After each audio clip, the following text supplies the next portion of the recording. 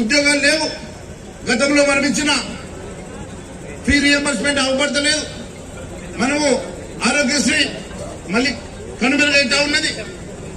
ఎక్కడ కూడా ఈ ప్రభుత్వం ఇచ్చిన హామీలు నెరవేర్చక ఈ రాష్ట్రాన్ని కేవలం అప్పుల పాలు చేస్తా ఉన్నది.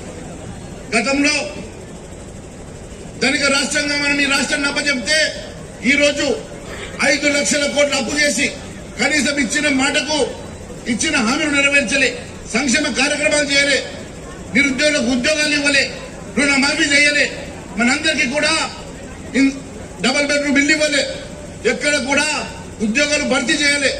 మరి ఈ డబ్బంతా దేనికోసం ఖర్చు పెట్టింది ప్రభుత్వం అడుగుతా ఉన్నా. మరి కేంద్రంలో 400 రూపాయలున్న సిలిండర్ 1200 రూపాయలైంది.